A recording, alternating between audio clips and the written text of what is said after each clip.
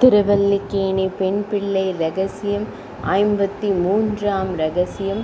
பெற்றவரை பேணினேனோ தர்ம வியாதனைப் போலே. தர்மவியாதன் என்பானுடைய சரித்திரமும் பெருமையும் மகாபாரதம் ஆரண்ய பர்வத்தில் மார்க்கண்டேய பகவானால் தர்மபுத்திரருக்கு பரக்க கூறப்பட்டது. ஸ்ரீவச்சன பூஜன திவ்ய சாஸ்திரத்தில் 231வது சூத்திரம்.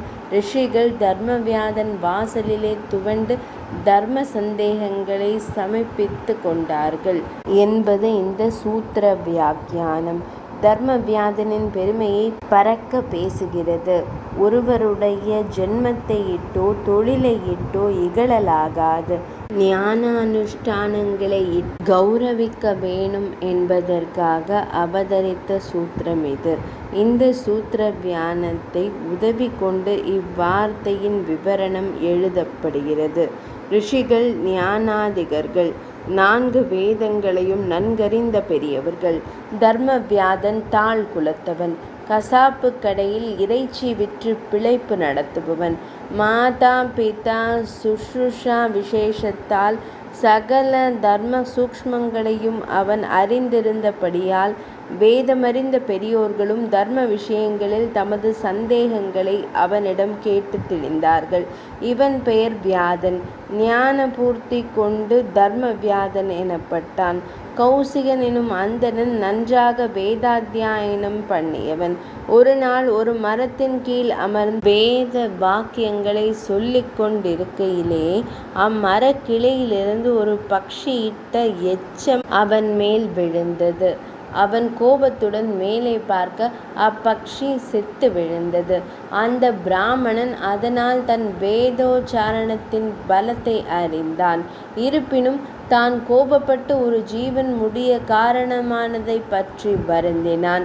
பின்னர் அவர் பதிவிரதையான ஒரு பெண் பிள்ளை இல்லத்து வாசலிலே சென்று பிக்ஷைக்கு நின்றான்.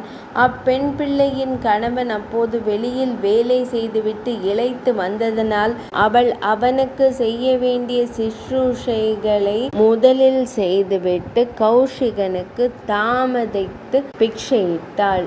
இவனும் ஒரு பிராமணனை இப்படி காக்க வைப்பது தர்மமா என்று அவளை கேட்க, அவள் க்ஷமிக்க வேணும். ஒரு பெண்ணுக்கு கணவனே தெய்வமாகையால் பதி சிற்றூஷையில் ஆழ்ந்ததனால் தாமதம் ஏற்பட்டது என்றாள்.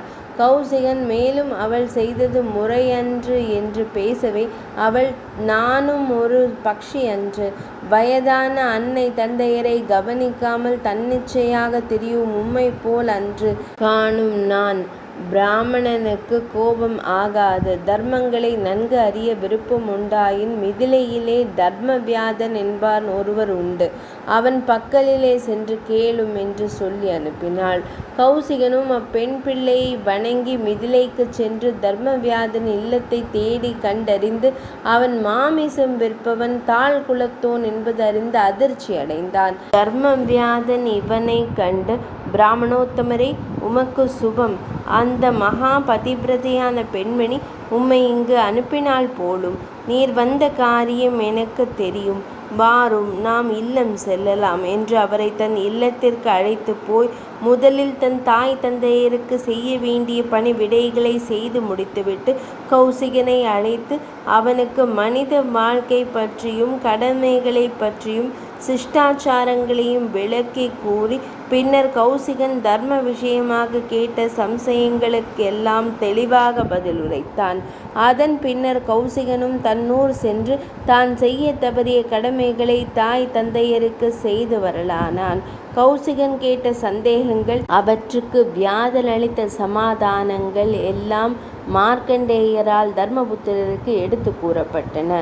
ஸ்ரீராமபிரானுடைய பல நற்குணங்களை சொல்லும் போதே தாய் தந்தையருக்கு பணிவிடை செய்வதில் அவர் மிக விருப்பமுடையவராக இருந்ததாக ஸ்ரீ ராமாயணம் கூறுகிறது. தர்மவியாதன் போல் பெற்றோரை பேணி உயர்ந்தவருண்டோ என்று அம்மையார் கேட்கிறார். 53ஆம் இரகசியம் நிறைவடைந்தது.